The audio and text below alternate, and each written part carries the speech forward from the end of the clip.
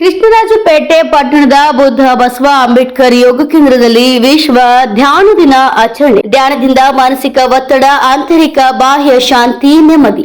ಹೌದು, ಡಿಸೆಂಬರ್ 21ನ ವಿಶ್ವಸಂಸ್ಥೆಯು ವಿಶ್ವ ಧ್ಯಾನ ದಿನವನ್ನಾಗಿ ಘೋಷಣೆ ಮಾಡಿದ್ದು, ವಿಶ್ವಸಂಸ್ಥೆಯಲ್ಲಿ ಇಂದು ಪೂಜ್ಯ ರವಿಶಂಕರ್ ಗುರೂಜಿಯವರಿಂದ ಧ್ಯಾನಕೂಟ ಏರ್ಪಡಿಸಿರುವುದು ಭಾರತದ ಸಂಸ್ಕೃತಿಯ ಹೆಮ್ಮೆ ಎಂದು ಯೋಗ ಗುರು ಎಸ್.ಎಂ. ಅಲ್ಲಮಪ್ರಭು ಅವರು ತಿಳಿಸಿದರು.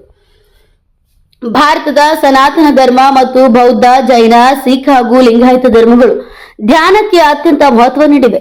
ವಸುದೈವ ಕುಟುಂಬಕಂ ಎಂಬುದು ನಮ್ಮ ಸಂಸ್ಕೃತಿ. ಸರ್ವೋ ಜನೋ ಸುಖಿನೋ ಭವಂತು, ಸರ್ವೇ ಭದ್ರಾಣಿ ಪಶ್ಯಂತು ಎಂಬ ಮೂಲದೇಹವೇ ಧ್ಯಾನದ ತಳಹದಿಯಾಗಿದೆ.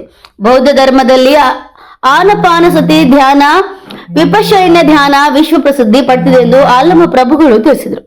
ಹೌಸಿಂಗ್ ಬೋರ್ಡ್ನ ಬುದ್ಧ ಬಸವ ಅಂಬೇಡ್ಕರ್ ಯೋಗ ಕೇಂದ್ರದಲ್ಲಿ ವಿಶ್ವ ಧ್ಯಾನ ದಿನಾಚರಣೆ ಮಾಡಿ ಮಾತನಾಡಿದರು. ಕಾರ್ಯಕ್ರಮದಲ್ಲಿ ಶಿಕ್ಷಣ ಸಂಯೋಜಕರಾದ ಸಿ ವೀರಭದ್ರಯ್ಯ, ಶಿಕ್ಷಣ ಮಾಕವಳ್ಳಿ ವಸಂತರಾಜು, ಅರುಣ್, ಶಿಕ್ಷಕಿಯಾದ ಶ್ರೀಮತಿ ವಾಣಿ ಪವಿತ್ರ ಸೇರಿದಂತೆ ಅನೇಕರು ಉಪಸ್ಥಿತರಿದ್ದರು. K R Neelakantha, NK4 news bureau, Mandya.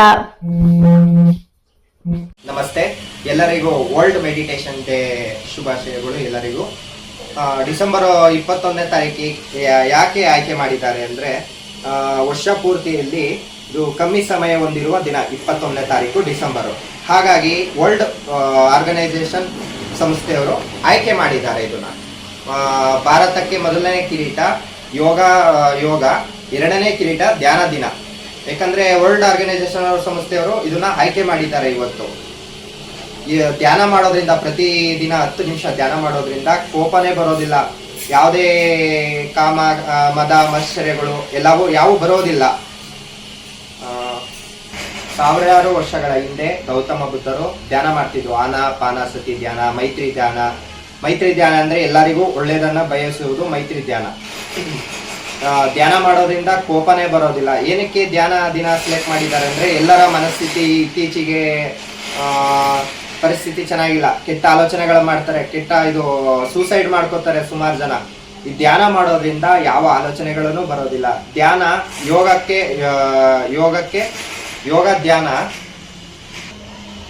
ಧ್ಯಾನ ಅತ್ಯಂತ ಒಳ್ಳೆ ಮಾರ್ಗ. ಇದು ಒಳ್ಳೆ ಸಾಧನೆ ದಾರಿಯಲ್ಲಿ ನಡೆಸ್ಕೊಂಡು ಹೋಗ್ಬೋದು. ಯುದ್ಧ ಹೊರಗಡೆ ನಡೆಯೋದಿಲ್ಲ, ಮನಸ್ಸಿನ ಒಳಗಡೆ ನಡೆಯುತ್ತದೆ. ಹಾಗಾಗಿ ಇದು ಧ್ಯಾನ ಮಾಡೋದ್ರಿಂದ ಮನಸ್ಸಿನ ಯುದ್ಧ ನಿಲ್ಲುತ್ತದೆ. ಎಲ್ಲರಿಗೂ ಸುಖ, ಶಾಂತಿ, ನೆಮ್ಮದಿ ಸಿಗುತ್ತೆ. ಧನ್ಯವಾದಗಳು.